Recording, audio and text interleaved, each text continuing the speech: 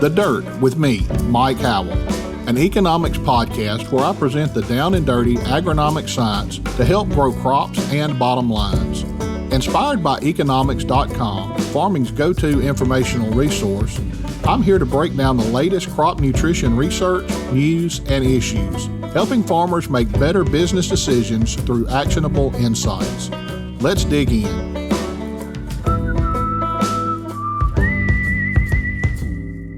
Well, hello again, everyone. Welcome back to The Dirt. Today, we're going to visit with Brady Goettl.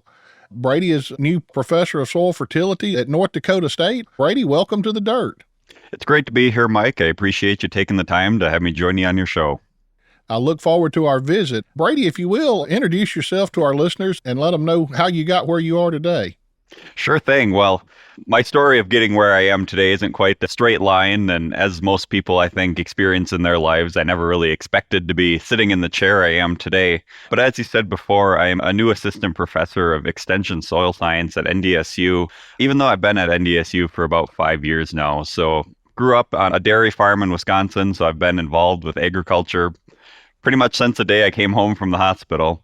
Worked in agronomy for a number of years as a CCA and crop consultant, focusing mostly on nutrient management planning.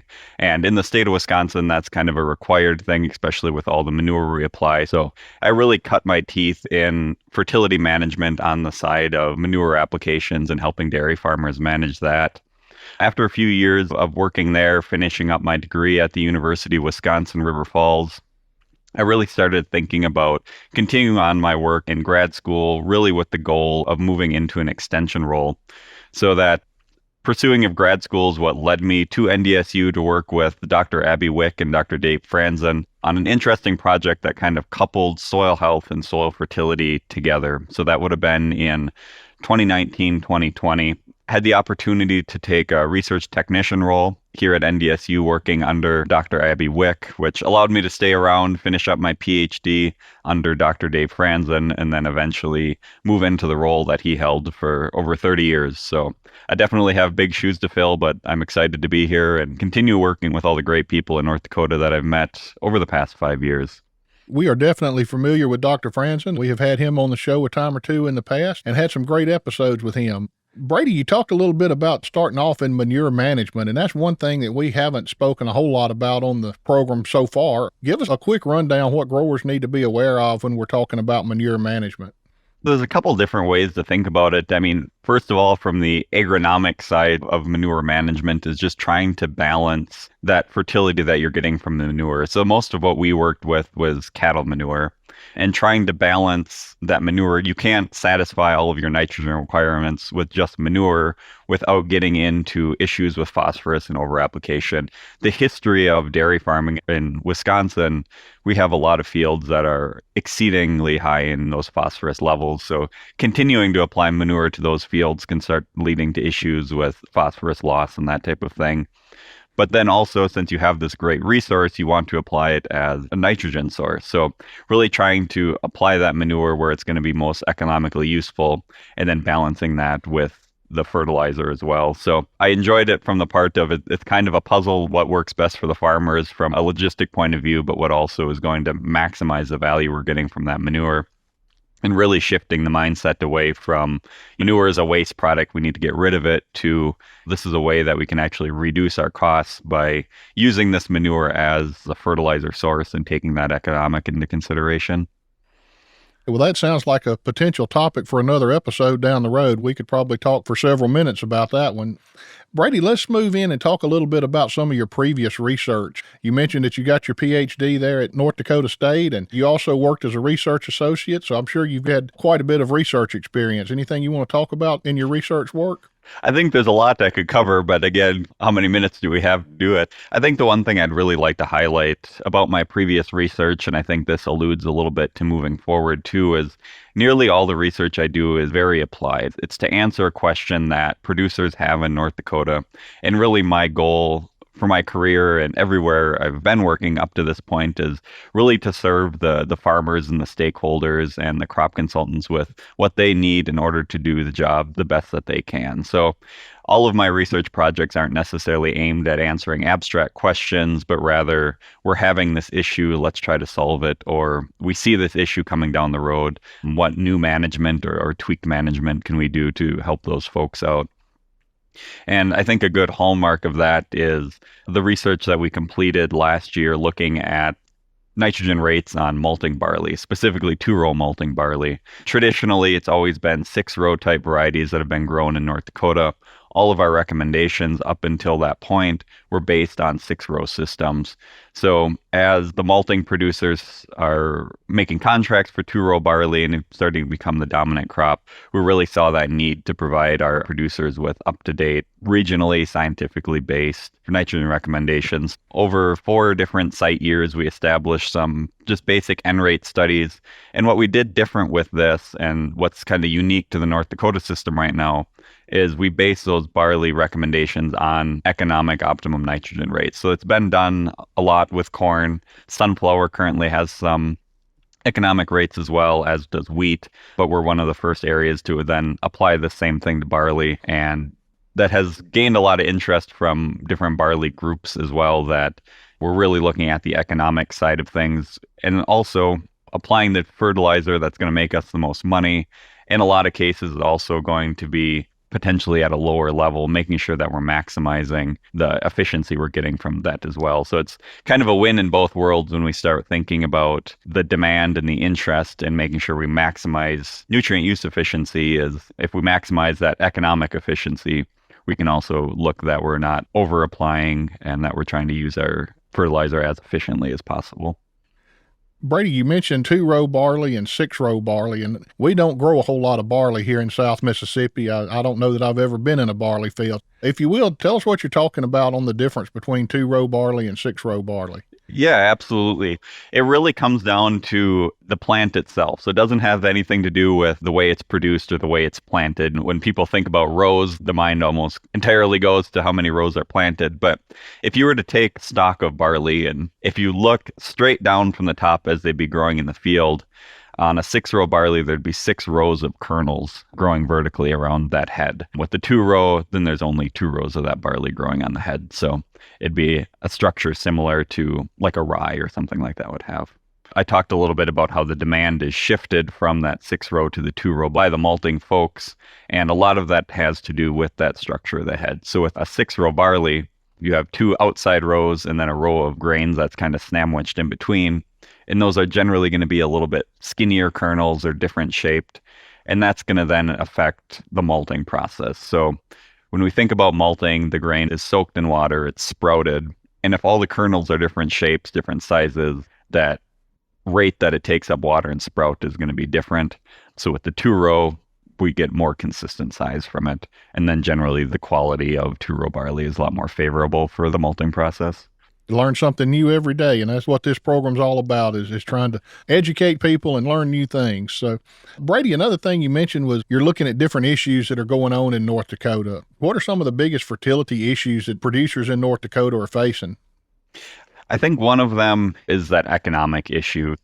As margins get tighter, a lot of folks are looking at cutting fertility, and you can only cut so far before it starts cutting back a little bit. So really advocating for soil testing. There's been work done by economists in conjunction with soil fertility folks that talks about how nutrient sampling and soil sampling can pay off in the long run. So that's something I'm really advocating for, is making sure what we know we have available in the field and then matching those recommendations to what's out there, making sure that we don't cut back on fertility too far, that it starts really reducing our yields and causing issues there. So I've had a lot of conversations with farmers over the last year, especially on where cutbacks can be made. If we have to decide between one application or another, which direction should we go with it? And we're starting to see more issues with K deficiency across the state, which traditionally hasn't been an issue, but with so many years of having to cut back in order to make those bottom lines meet, we're starting to kind of deplete what we had available.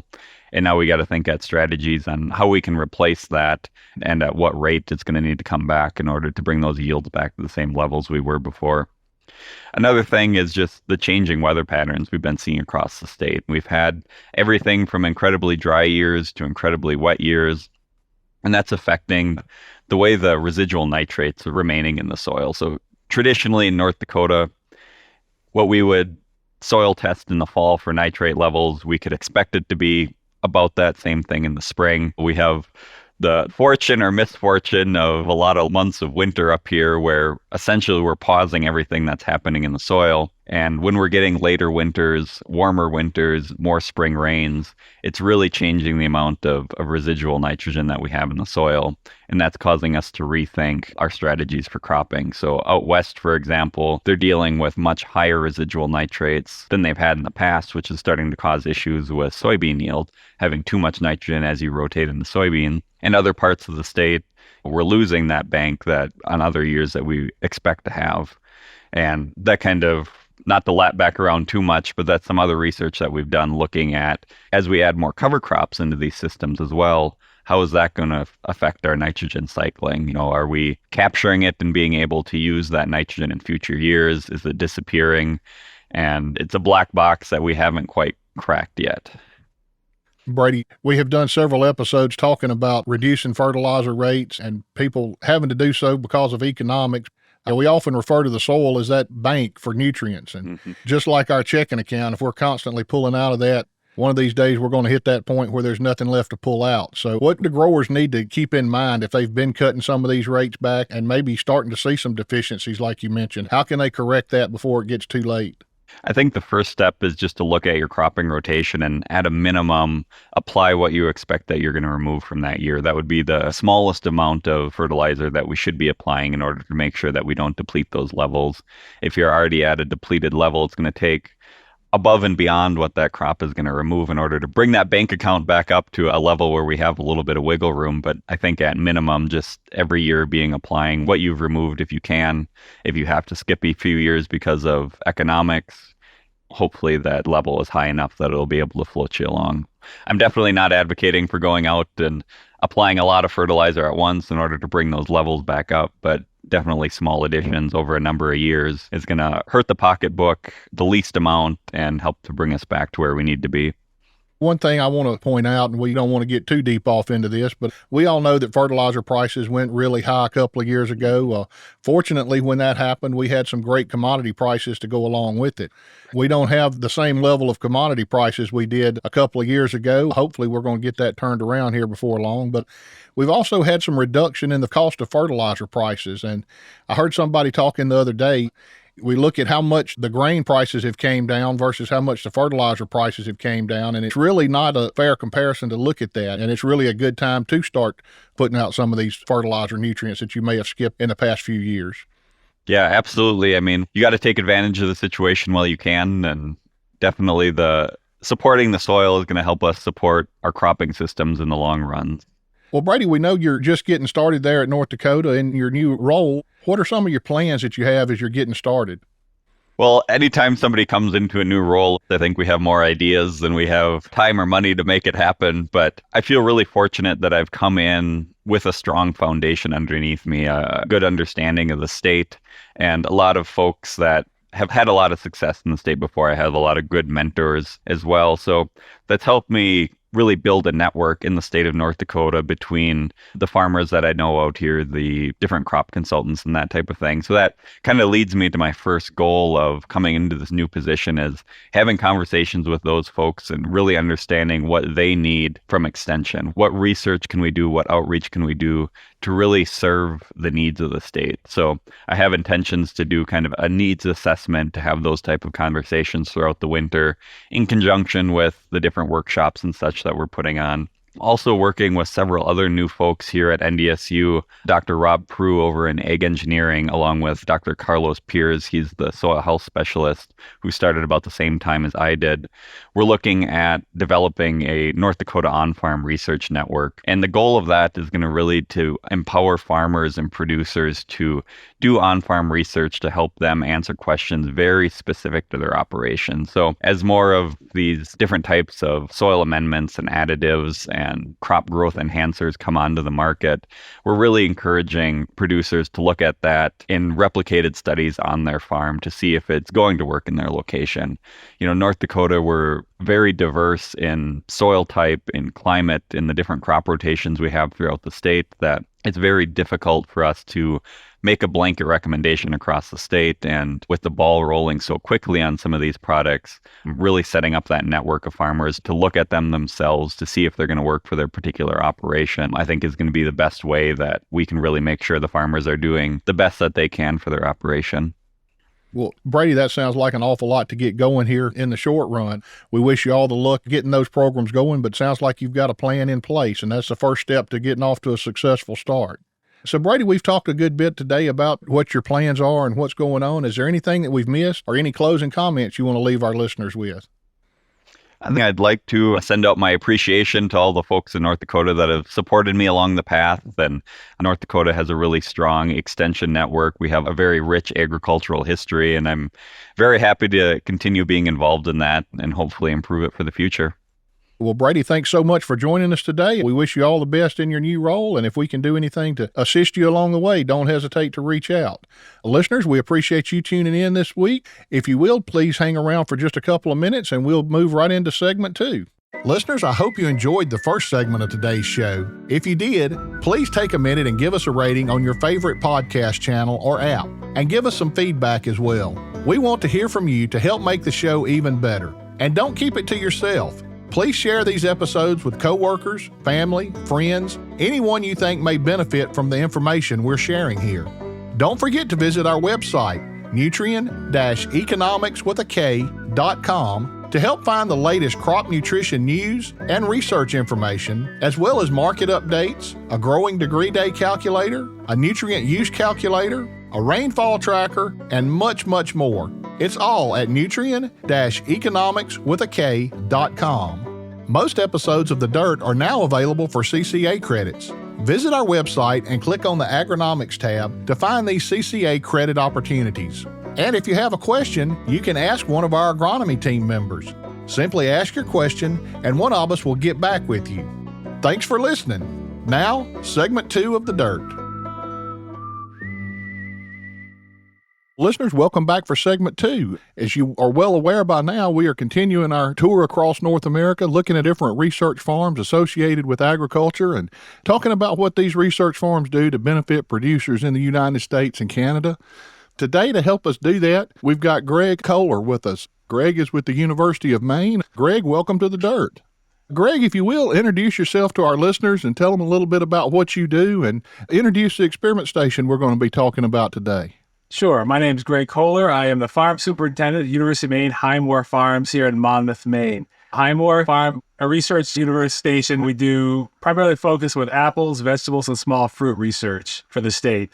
We do research, and we also have an extension component where we do outreach with growers. The farm sits on about 300 acres of land. We have 15 acres in orchards. We do about 10 acres of vegetable trials, 3 to 4 acres of small fruit trials, and we have in 6 acres of an alfalfa project going on here too right now. Sounds like quite the experiment station there. Most of the farms that we visit are growing row crops, cotton, corn, soybeans, rice, that kind of stuff. This one's a little bit different, and we've had some that grow fruit trees and blueberries, things like that. So trying to get a diversity of everything. What types of research are going on the fruit trees and the vegetable crops you're talking about there? Sure. With our fruit trees, we do some pesticide trials, chemical trials. We look at insecticides, fungicides, thinning sprays. We do a lot of variety trial work too, where we get new varieties and try out new varieties and see how they do in the state. We also do a lot of rootstock trials too on the apple trees, looking at the different dwarfing rootstocks and see how they can survive the Maine winters. Right now, our homologist has started a peach breeding program, a peach cold hardy research program, because we're at the limit in growing peaches for our climate here, and there's some new cold hardy varieties that show some promise. So she's got a half an acre of peaches that she is working with. Each year, we're looking at growth, we're looking at fruit quality, fruit size, and if they survive the Maine winters, and how cold tolerant they can be. 2 years ago, we didn't have a peach crop because we got down to 18 below for a weekend, and that killed all the fruit buds. So last year, we had no peaches, but this year, we've had a decent crop. The apples are more known for this region, so it's more looking at new varieties and seeing just what kind of yield and what kind of disease pressure they have for the tree fruit. You mentioned the cold weather and affecting the peach crop. We have a little bit of the same thing. I'm in South Mississippi, but we don't get 18 below zero very often. But our problem comes in the spring after those peach trees have started budding out, and then we get that late frost and kill those little buds in there. We can lose a crop in a hurry from that. So they're pretty sensitive. That's what happened to us last year. We had the cold 18 below, which the apple trees can withstand that. But spring came around, and then we had a late frost right during bloom. There was a few peach blossoms that made it through that winter, not many, but the frost got those. And then about 60% of our apple crop got affected by the frost last spring. Greg, tell us a little bit about the history of the station. When was it established and why was it established? Sure. Back in the early 1900s, Maine apple growers were having issues that they wanted the university or the state to come up with a research station to help with the apple crop and the further research. So the state in 1909 gave the university, I think it was right around $10,000 to buy what is now Highmore Farm. Highmore was built in the 1860s. It was a horse farm, but they had a few apple trees on it. In 1909, the university purchased the farm and they had about 5,000 apple trees on it and began doing the research there. Throughout the next 115 years, apples have always been the main focus, but in the 40s and 50s, more vegetable research was being done down here, and also small fruits. So that became the need for the university. The university has 4 research farms, and each one has a specific focus. But ours has been always small fruit, apples, and then vegetables eventually there. Well, Greg, if you will, talk a little bit about why this station is so important. What's the benefit to the growers? Why do they need this experiment station there? We have kind of 2 components here that are on this farm. We have a research side and we have an extension side. A lot of our researchers have a split appointment between research and extension. So while they're also doing research, we do a lot of things that directly affect the growers can get information from. We do a lot of variety trials, especially with our vegetable work. It changes from year to year what our variety trials are. This year, we're doing radicchio, eggplant, celeriac, and celery, and pumpkins and sweet corn. What we look at, we get new varieties that are coming out. We're growing them under sometimes the worst conditions. We kind of limit what we do just to see what kind of yield we get. In our eggplant trial, there's 18 varieties of eggplant. They're all planted in replicated trials, so they're harvesting, collecting data. And then each year we have a winter meeting for the growers to attend, and then they can give them access to the data that we got, how each variety did, what the yield was. We're looking at the fruit quality, storage quality.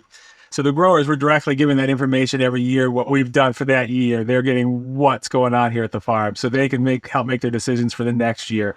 So a lot of projects have always been ongoing, like sweet corn we do every year, because all the new varieties of sweet corn come out. And then pumpkins is a crop we do every year, because there's so many small farm stands around here that in the fall, that's how they make a lot of their income, is from they want to know how they're going to grow. And so we can effectively get that information right at the grower, whether we're doing also variety, or sometimes it's different mulches, treatments, different irrigation, different fertilizers, treatments. That information is going directly right to the growers at the end of the season. And throughout the year, we do twilight meetings, too, that they can come see it throughout the season. One in the spring once we planted, one in the summer sometimes, and then in the fall during harvest. So that way they have access to the farm so they can see what they're doing here. The apples don't change as much. We do a lot of IPM programs out here, so we're monitoring pests and stuff for the growers. And new varieties of apples do not come that often. So it's more looking at pruning techniques and chemical trials and information, what worked and what didn't work. I imagine it would take several years to change an apple variety, to have to take out one planting and get them reestablished. How long does it take an apple from the time you plant the tree until you can start harvesting? With the new dwarfing rootstocks that are out there and forcing them early, from planting, you're looking at 3 years, you start getting your first crop, as light crop. The 4th, 5th, you start getting a more stable crop off of them. It used to be 8 years or more, or longer for old standard rootstocks that used to be planted all throughout New England. But now with the dwarfing rootstocks, you can get your production way sooner. 3 years, you're picking apples. That's a lot quicker than I thought. Greg, one thing, and this is our final question, but I'm asking this of everybody we're talking to this year.